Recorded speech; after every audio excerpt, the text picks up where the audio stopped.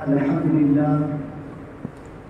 لله وحده والصلاة والسلام على من لا نبي بعده أما بعد فأعوذ بالله من الشيطان الرجيم بسم الله الرحمن الرحيم والعصر إن الإنسان لفي خسر إلا الذين آمنوا وعملوا الصالحات وتواصوا بالحق وتواصوا بالصبر۔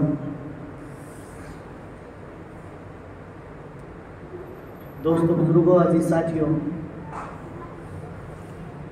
چند اہم باتیں عرض کرنی ہیں، اس لیے بہت دھیان سے سنیے گا۔ میں نے ابھی قرآن کریم کی ایک آیت آپ حضرات کے سامنے پڑھی۔ اس آیت کریمہ میں اللہ رب العزت نے 4 چیزوں کا تذکرہ کیا ہے اور قسم کھا کر فرمایا ہے۔ 4 چیزوں کا تذکرہ کیا اور قسم کھا کر فرمایا ہے۔ کیا ہے وہ 4 چیزیں؟ اللہ نے قسم کھائی، والعصر، قسم ہے زمانے کی، زمانے کی قسم۔ تمام لوگ ناکام ہیں، تمام لوگ خسارے میں پڑے ہوئے ہیں۔ اگر کوئی کامیابی چاہتا ہے تو وہ یہ 4 کام کرے۔ سب سے پہلے الا الذین آمنوا، ایمان والے ہوں، ان کا عقیدہ درست ہو۔ دوسرے نمبر پر وعملوا الصالحات، نیک اعمال کرتے ہو، یعنی ان کے اعمال سنت کے مطابق ہوں۔ نمبر 3، عقیدے پر عمل کرنے میں اور سنت پر جمنے میں معاون و مددگار ہوتی ہے دعوت۔ تو اس لیے کہا وَتَوَاصَوْا بِالْحَقِّ، وہ ان چیزوں کی دعوت دے۔ مرد مردوں کو دعوت دے، عورتیں عورتوں کو دعوت دے، گھر والے گھر والوں کو دعوت دے، باہر والوں کو دعوت دے، دوست احباب کو دعوت دے۔ کس چیز کی؟ عقیدے کو درست کرنے کی اور سنتوں پر جمنے کی۔ اور چوتھا عمل یہ ہے کہ ان دعوت کو دینے کے سلسلے میں جب کسی کو عقیدہ درست کرنے کی بات کہی جائے گی تو وہ ایک دم برہم ہو جائے گا اور ہو سکتا ہے کوئی تکلیف بھی پہنچ جائے گا۔ تو اللہ نے کہا وَتَوَاصَوْا بِالصَّبْرِ، وہ صبر بھی کرے، برداشت بھی کرے۔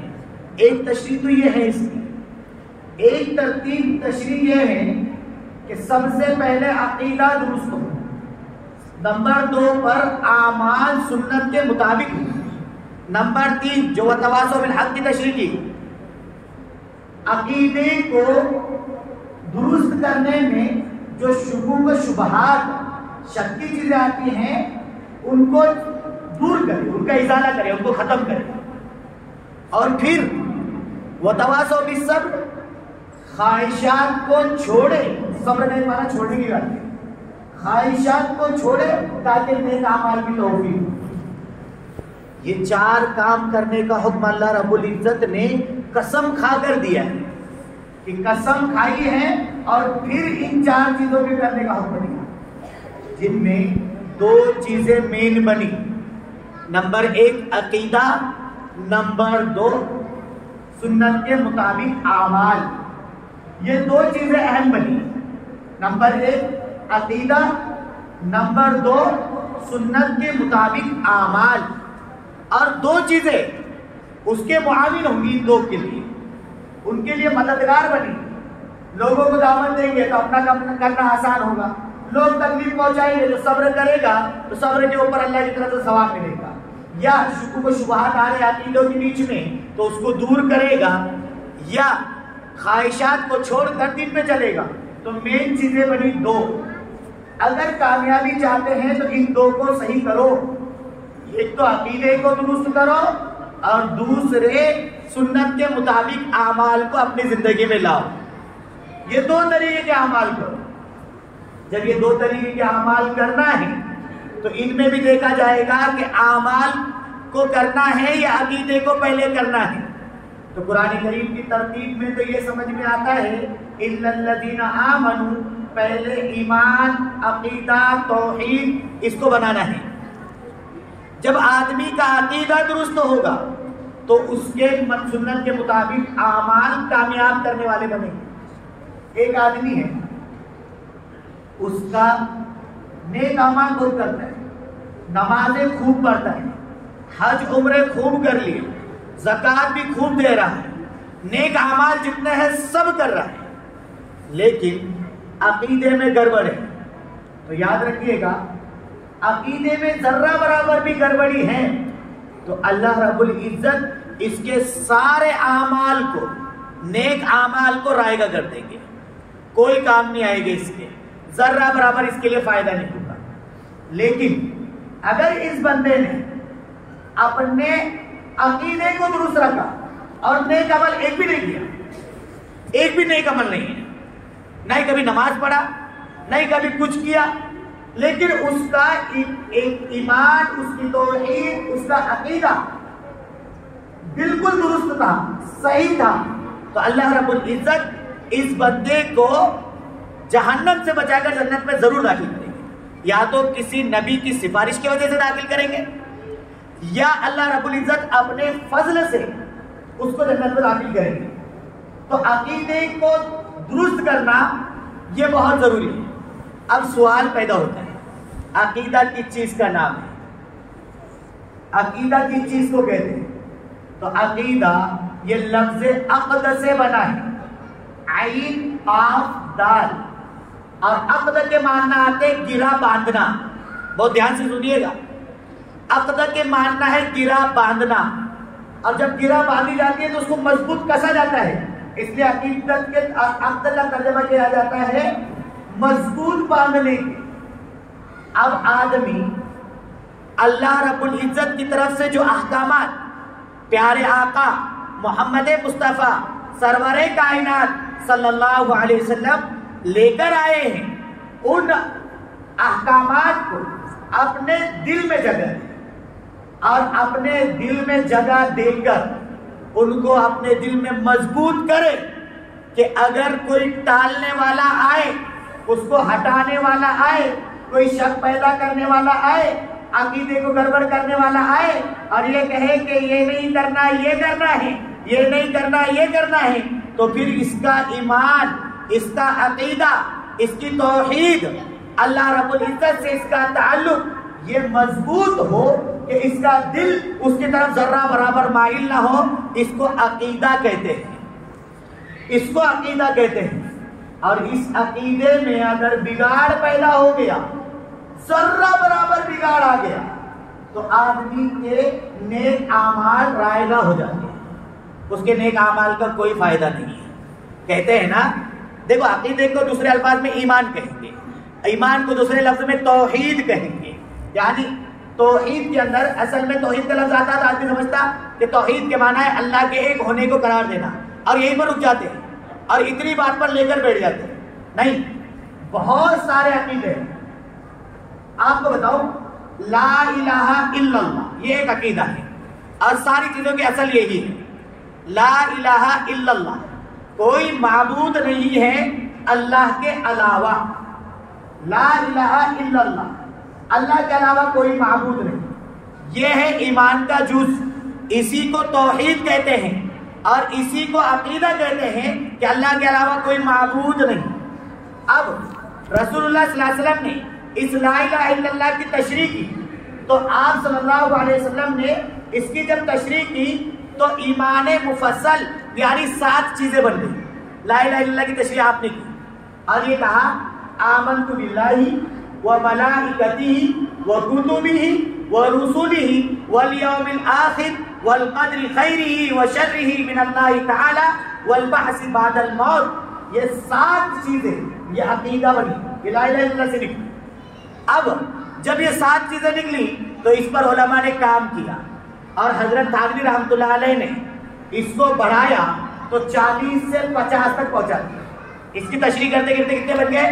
50۔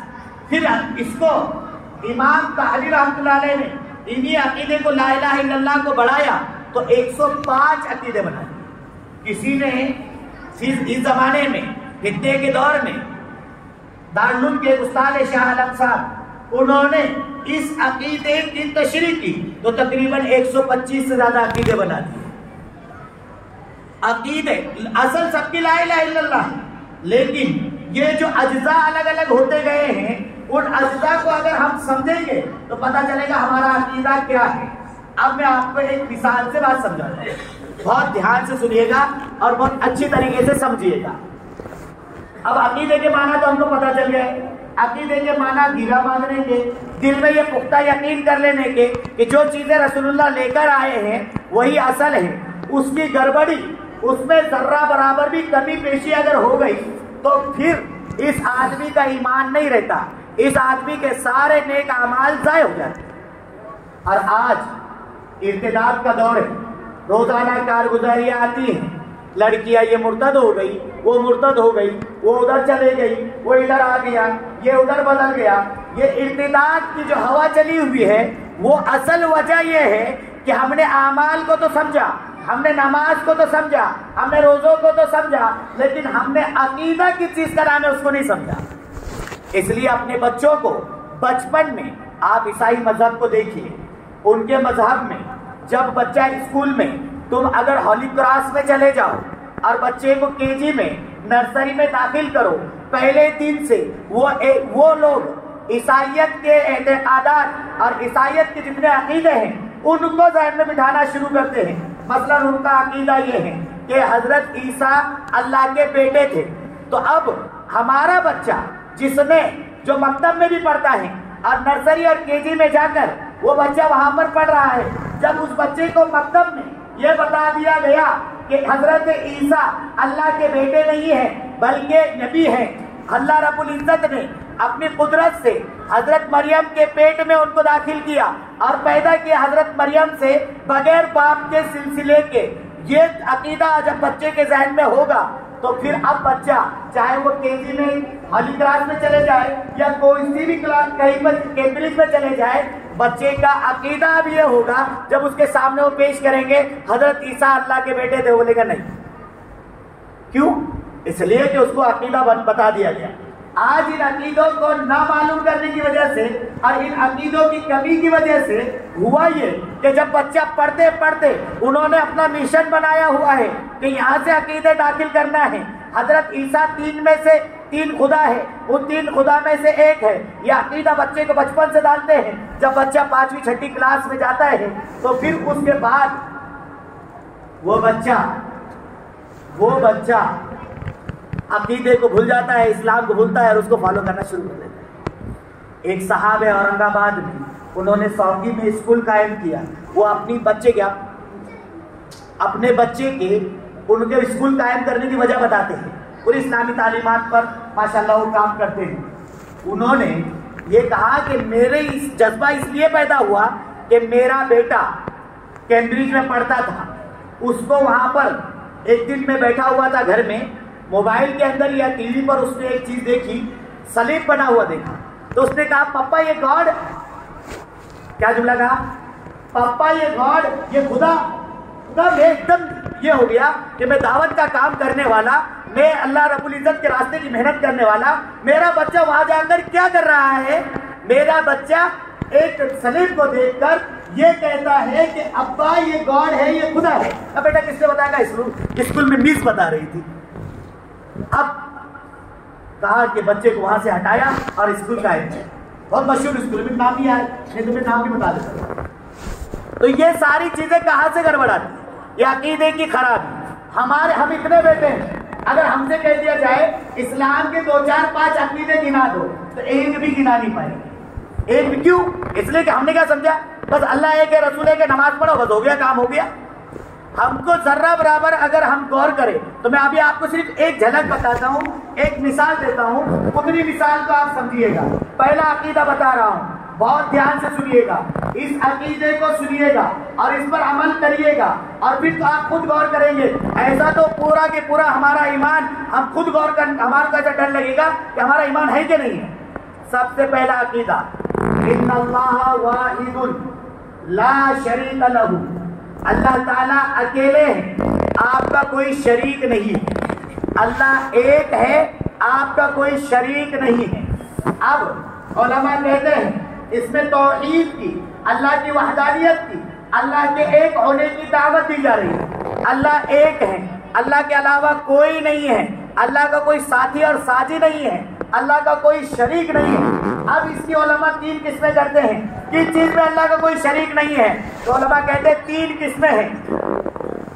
نمبر ایک توحید فی الربوبیت، نمبر دو توحید فی الالوہیت، نمبر تین توحید فی الصفات۔ اللہ کا کوئی شریک نہیں ہے اس کے رب ہونے میں۔ رب کے معنی پالنے والے کے، پالنہار صرف اللہ ہے، اللہ کے علاوہ کوئی نہیں پال سکتا، دکان نہیں پال سکتی، مکان نہیں پال سکتا۔ آدمی زبان سے نہیں بولتا لیکن عمل سے بتاتا ہے۔ اگر اس کو یہ یقین ہوتا ہے کہ اللہ پالتے ہیں، اللہ کھلاتے ہیں، اللہ پلاتے ہیں، اللہ رب ہے، اگر اس کا یہ عقیدہ پکا ہوتا تو وہ آدمی اذان ہونے پر وہ کاروبار میں لگا نہ رہتا، اپنے بزنس میں لگانا ہوا نہیں رہتا، یہ تو اللہ کی طرف دوڑتے آتا اور کہتا کہ اللہ نے بلایا ہے، وہی کھلاتا ہے، وہی پلاتا ہے۔ اس عقیدے کی کمی ہے، ہر ایک غور کریے گا اس کے اوپر۔ میں بہت شارٹ کٹ میں بول رہا ہوں۔ اللہ رب العزت توحید فی الربوبیت، پالنے والے اللہ ہے، لہذا مالک بھی اللہ، خالق بھی اللہ، رازق بھی اللہ، سب کچھ اللہ ہے۔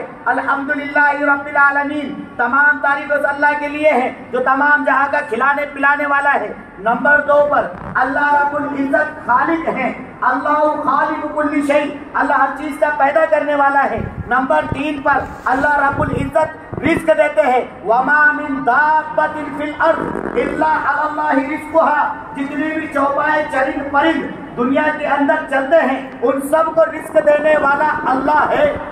یہ ہے توحید فی الربوبیت۔ اس میں ذرہ برابر بھی شک و شبہ آ گیا، اس کا عقیدہ خراب ہو گیا، اس کا ایمان کمزور پڑ گیا، اس کی توحید گڑبڑ ہو گئی، اس کے ایمان میں گڑبڑ ہے، ایسا آدمی کمزور ایمان والا ہے۔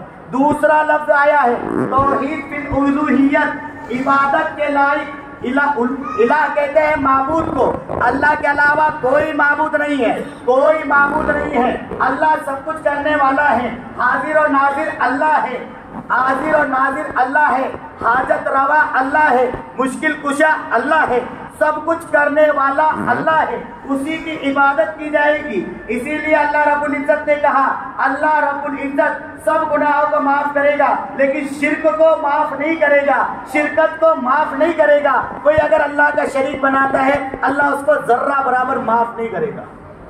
کئی دوسرے لفظ پر ہے اللہ ہی عبادت کے لائق ہے۔ کوئی سجدے کرنے مزار پر جا کر سجدہ کرنے والا وہ عقیدے کی گڑبڑی رکھتا ہے، وہ اپنا عقیدہ درست کرے، وہ مانے کہ اللہ کے علاوہ کسی کو سجدہ تعظیمی بھی اللہ کے علاوہ کسی کو جائز نہیں ہے۔ کسی درگاہ پر جا کر سجدہ کرنے والا، حاجت روا اور مشکل کشا اور کیا کیا سمجھنے والا، قادر مطلق صرف اللہ ہے، اللہ کے علاوہ کوئی نہیں ہے، باویسی کے فاتحہ کرنے والا اور رسول اللہ صلی اللہ علیہ وسلم کے محبت کے نام کے عقیدے جانے والا، لیکن حالت یہ ہے اس آدمی کی کہ یہ گڑبڑیاں اس کے اندر موجود ہے کہ دین سے لگا ہوا ہے، دینداری پہ لگا ہوا ہے، لیکن وہ آدمی اپنے ساری کی ساری گڑبڑیوں کے اندر ہے۔ آخری لفظ توحید فی صفات، اللہ رب العزت کی صفات جو ہے اس میں کوئی اللہ کا شریک نہیں ہے۔ اللہ رب العزت سنتے ہیں، دیکھتے ہیں، بولتے ہیں، سب کچھ کرتے ہیں، لیکن ہمارے دیکھنے کی طرح نہیں، ہمارے سننے کی طرح نہیں، ہمارے چلنے کی طرح نہیں، ہمارے بولنے کی طرح نہیں، بلکہ اللہ اپنی شان کے اعتبار سے جیسا چاہتے کرتے ہیں۔ جس کی یہ گڑبڑی ہو کوئی یہ سوچے اللہ کے بھی ایسے ہی اپنے جیسے کان ہوں گے، نعوذ باللہ من ذالک، اللہ بھی اپنے جیسے آنکھوں سے دیکھتا ہوگا، اس آدمی کا عقیدہ گڑبڑ ہے، اس کا ایمان کمزور ہے۔ یہ عقیدے کی پہلی چیز بتائی، 105 تک چلے گا یہ سلسلہ، ابھی یہی ہے ان اللہ تعالی واحد لا شریک لہ، اللہ اکیلا ہے، اس کا کوئی شریک نہیں ہے، نہ اس کے رب ہونے میں کوئی شریک ہے، نہ کوئی اس کے معبود ہونے میں شریک ہے، اور نہ ہی اس کے کوئی صفات میں شریک ہے۔ اللہ رب العزت ہم سب کو ان باتوں پر عمل کی توفیق عطا فرمائے۔